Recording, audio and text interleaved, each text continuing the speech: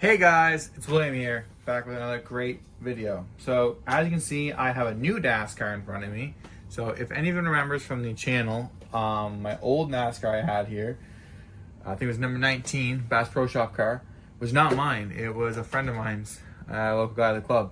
And I picked it up for him. He wanted me to kind of go through it and see what I'd recommend doing to it. And now the class is kicking off. I said, you know what? It's time for me to get one. So here we go. I got one here now. So as you can see, I'll be honest, I don't follow too much NASCAR for you guys, so I got just this body. Like the color how bright it is. 95% of these stickers will be removed. Probably keep the window masks and the lights, and everything else will be gone. Just to shave weight. But here's the NASCAR here. So we are going to start a video series. Alright? So I'm going to have everything here today, what I'm going to do, and you guys are going to see them slowly but surely. So here's what the car looks like, basically, just like another video, box stock. I am following the local St. John rules, St. John RC Raceway, which is my local club. For these, we run these on road. So yeah, everything you see here will be done. There will be different things I do. You guys will see as time goes through. One of them does involve the battery. Anyways, I don't like smart technology. I always would get rid of it. But with that being said, here we go. The only thing left for me to grab that I don't have here with me today is my new ESC. I am going to go pick that up probably shortly. You guys will get that in one of the other videos.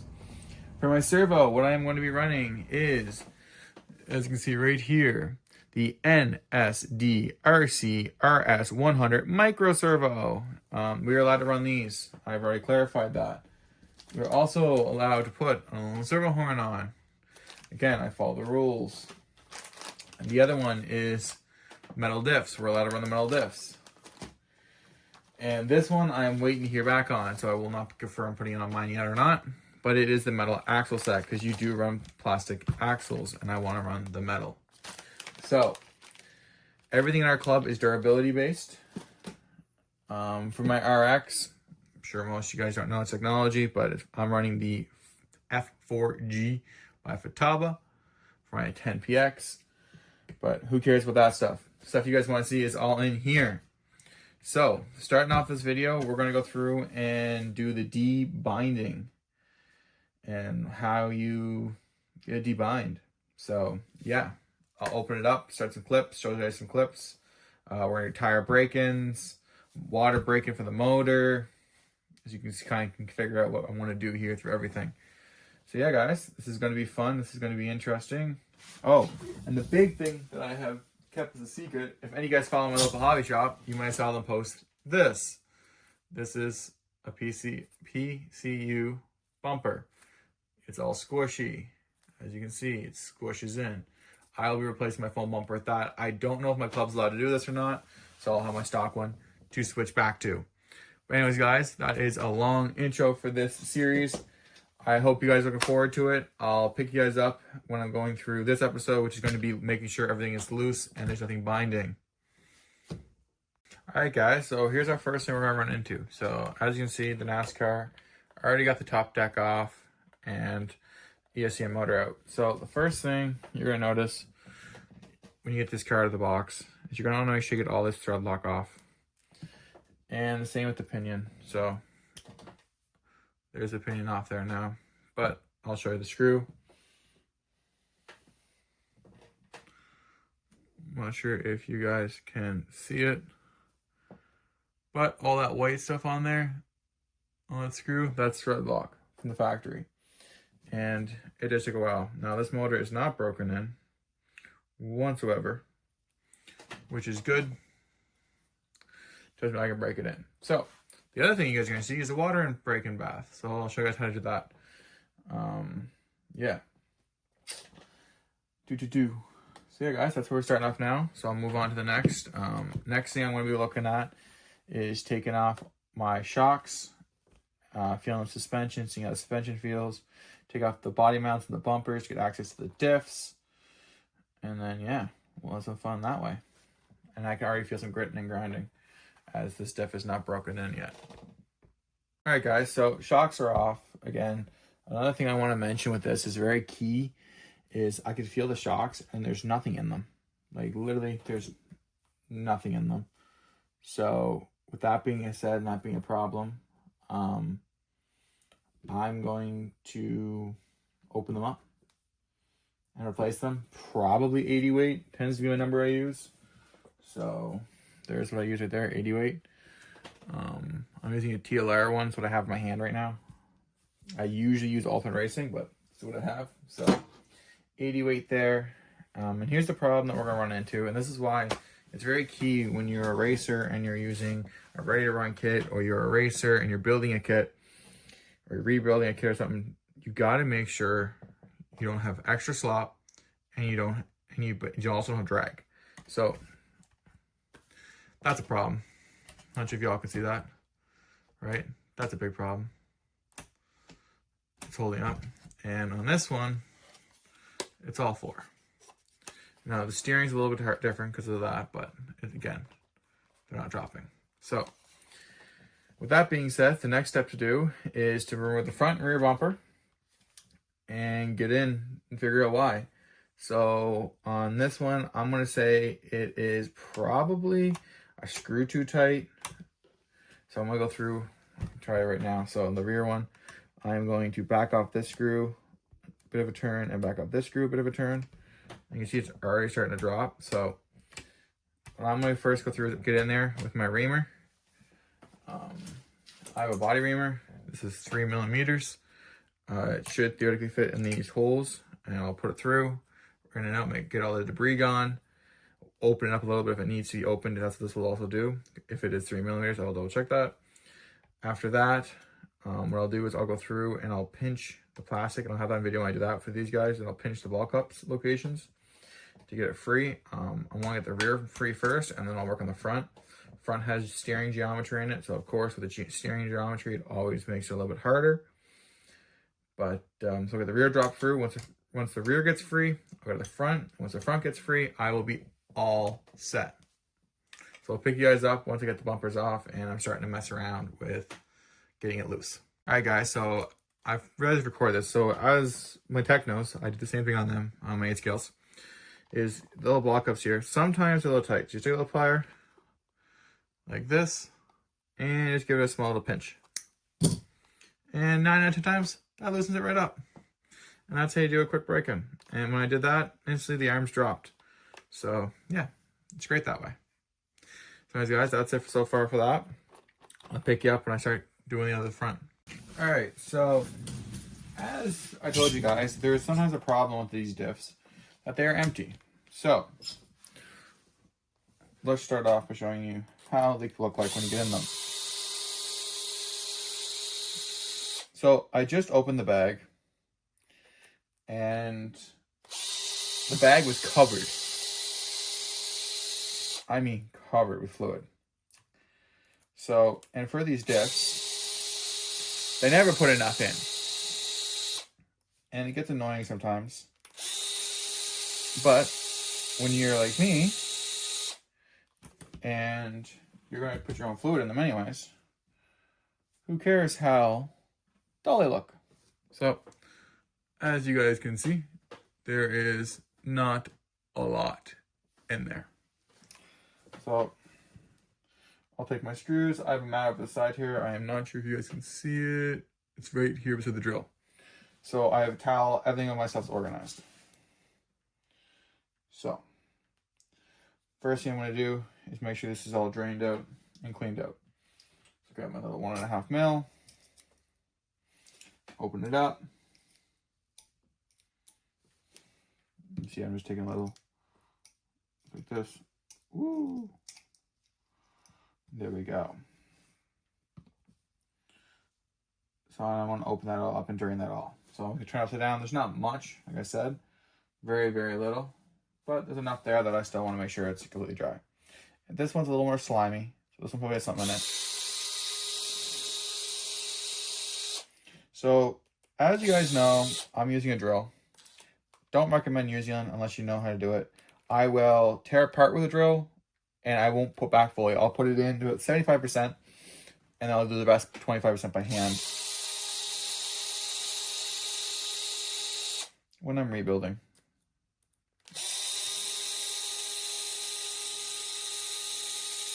So yeah, boom, look at that, guys. Look at this.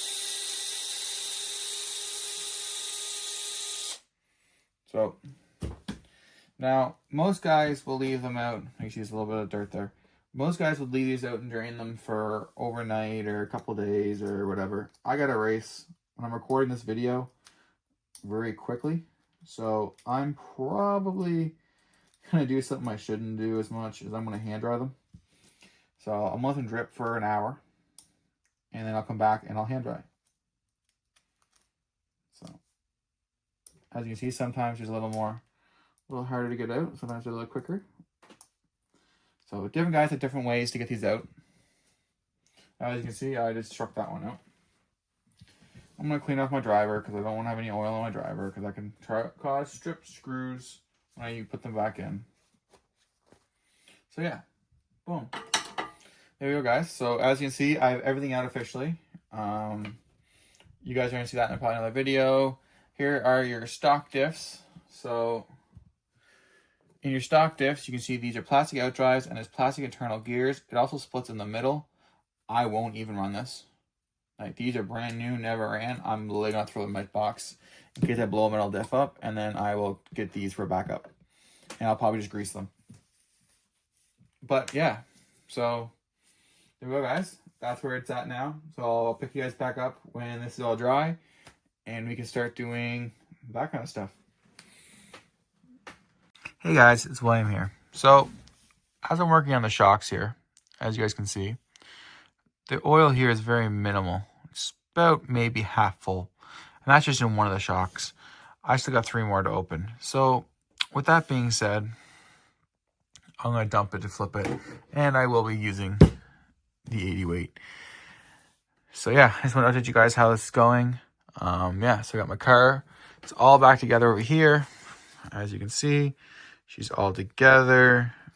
Yeah, all flowing and stuff. Woo! You can see the back end now drops freely. All right, so there we go. Tires are warmed up. So what's left for me to do is the shocks, and then I will show you everything else as it comes through. Shocks, motor has to be broken in, and I think that is everything. Oh, and I got to put the hot racing horn on. I think that's the right horn. We hope so. Did try to run the aluminum dry shafts in that. Did not work. The hexes are 8 mil. And the hexes in the package were 12 mil. So it did not work. I did order the wrong one. That is on me, on user error. That is not on Horizon. So I just bought a Grom part thinking it was the same. And everything did fit except the hex. So anyways, we will try to get that modified and see if I can figure it out. And you guys will pick you up when the shocks are all rebuilt, and probably when I'm working on the battery or when I'm working on the servo setup. Here's the car. I'll go through everything that has been done so far. All right, so we have the bumper, as you all know that I showed you earlier. It's a time transponder. We have the metal diffs front and rear. We water broken the motor. We're running a HOBBYWING 1060. Here it is. We're starting off with that. We have a water broken in motor. I have 30 connectors, front both for battery and for motor. Makes it easy for swapping back and forth. I'm running my 10PX, so I got the receiver there. I have the servo I showed you at the beginning in there with the hot racing servo saver. Again, it looks really great. It's moving nice and free. We are allowed to run the aluminum steering rack. I decided to make an executive decision and not run it due to I'd rather replace that than blow a servo. So hopefully that doesn't have to cost me a race. What else did I do with the car? Loosened it up. All the suspension's loose. 80 weight shock oil. 2 million in front. 20K in the back. Yeah, 2 million in front, 20K in the back. Just so you guys did hear that right. 80 weight in the oils. Yeah. So hopefully you guys enjoyed this little video on NASCAR and on what to do to make it fast. So I have not ran this car yet. Oh, tire break-ins, another thing I did on that. So yeah, what's left to do is to break in the diffs, which I haven't done yet, which I probably should have done first. But what you can do is use toothpaste, and you put toothpaste in the diffs, and you run it for about 15, 20 minutes, max 20 minutes, and it just breaks the diffs in, take them back, rip them all out, clean them all out. Just make sure there's no burrs. You don't need to do that. I'm not going to do it this time. I'm just going to run it as is because my disc felt pretty clean. But yeah, car feels great. Car looks great. Can't wait to get on the track. So body work. As you can see, I removed all my decals. So the body just plops on there like that. There, your plate is covered, so it's hidden. And yeah, so she's nice and light. This is Blaney's body. Of course, the best one is Ford. So of course, you're gonna get a Ford one. But yeah, guys, so that's it. This is my Losi Nascar. It's a great car, great time. Can't complain too much about it.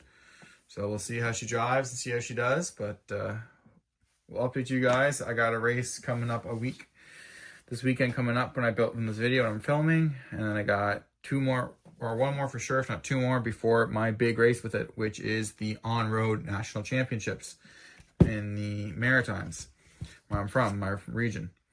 So I think it's 4 provinces invited to our championship, so it'd be great. But yeah, guys, so I kept the basic ESC, so no tunability, no adjustability, just be able to hook my own remote into it and go from there. So we'll see what happens. Pick you guys up, and hope you guys liked the video. Drop a like on this video. Leave a comment down below. Let me know any other projects or ideas you would like to do. I am a racer primarily, so I always have different race stuff going in. You can look at my channel for some of the ideas I've done before. Feel free to come back and look at anything else. Hope you guys all have a great day. Don't forget to drop a like, leave a comment. Peace out.